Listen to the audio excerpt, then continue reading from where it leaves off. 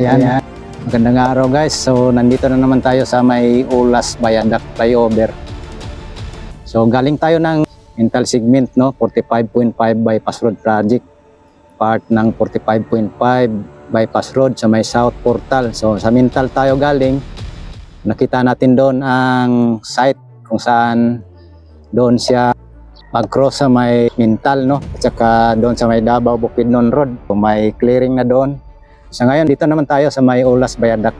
So pakita ko sa inyo guys itong area, itong viaduct dito, no, construction na kaalaman ng lot. Ito po ay pinakamatagal na proyekto dito sa lugar, no. So ngayon guys, kuhanan po natin ng aerial na lang dito para makita natin hanggang doon sa dulo nitong project papunta ng Talomo Coastal Road. Kasi approaching po kasi ito ng Talomo Coastal Road, no, mag-connect doon siya itong Ulas Viaduct. So ang contractor dito, same lang ng contractor doon sa may Magtuod flyover. Okay, what's up guys sa ating aerial dito sa may Ulas Viaduct flyover. Okay, like and share guys.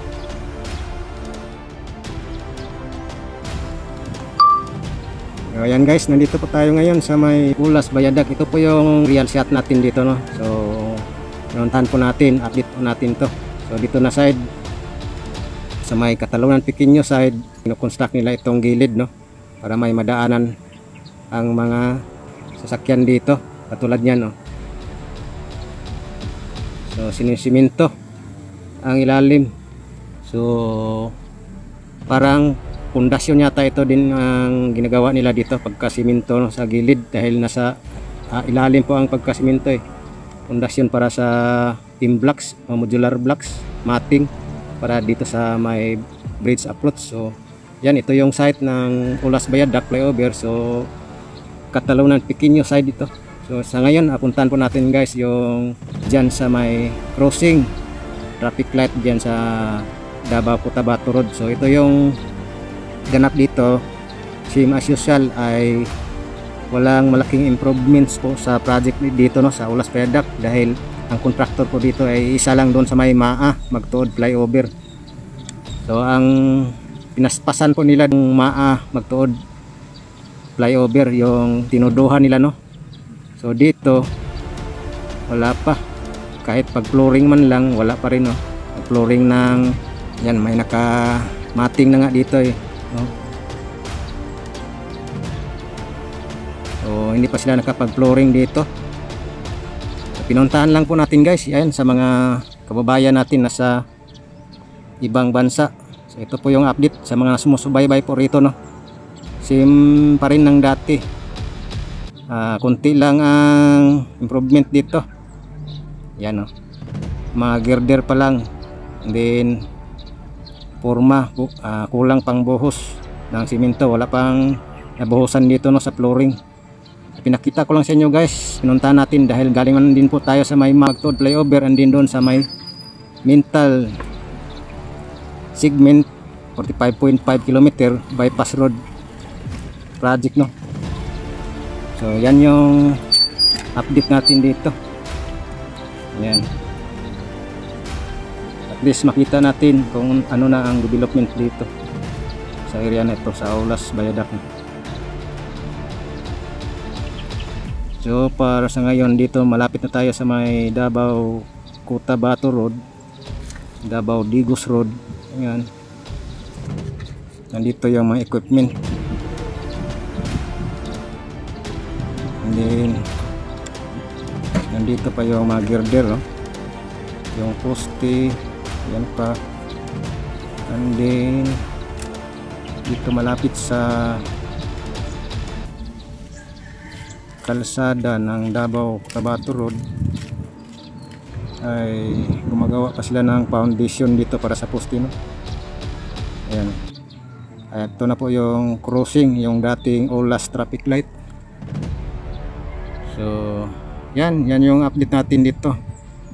Nakita ko lang sa inyo guys, kahit ito ay mabagal, ayan, binalikan pa rin natin para makita nyo din kung ano ng kalagayan nitong project na ito, no.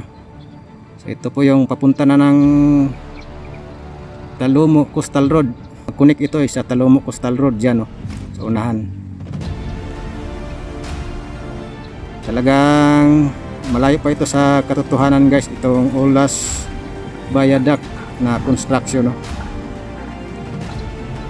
So yan, papunta na po na yan Talomo Coastal Road.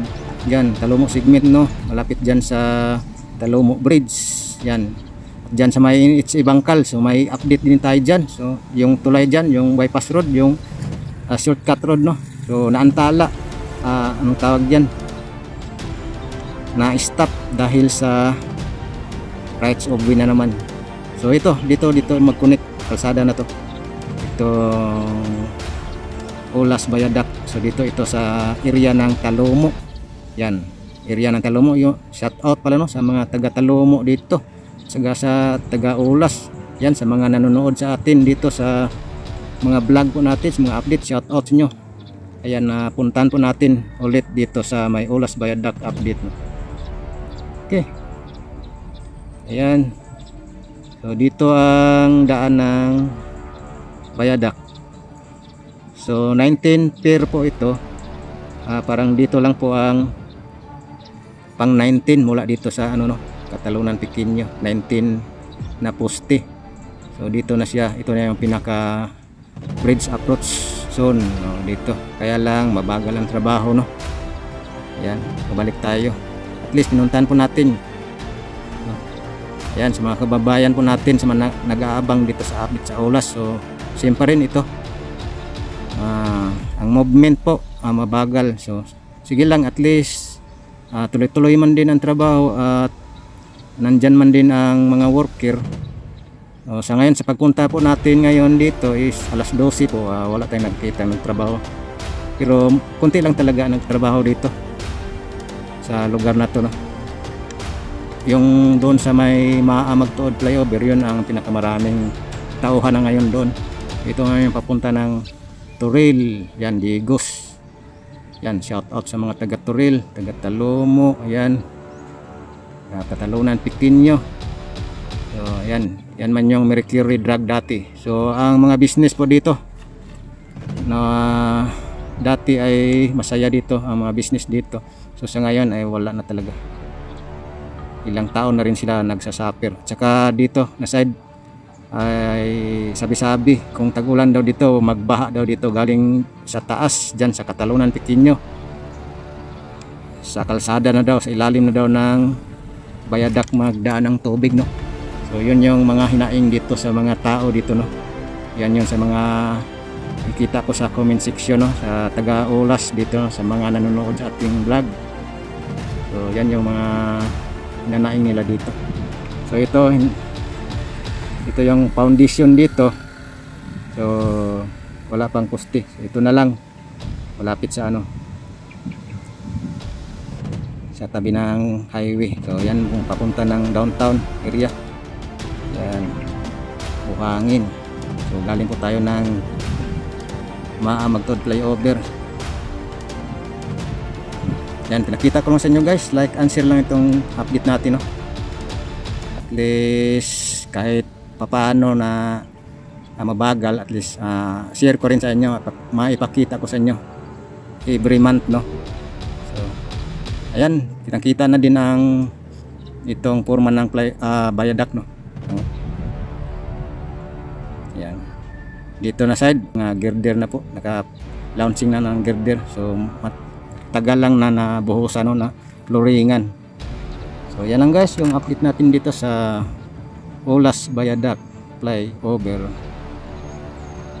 Thank you so much guys, see you next update na naman po tayo.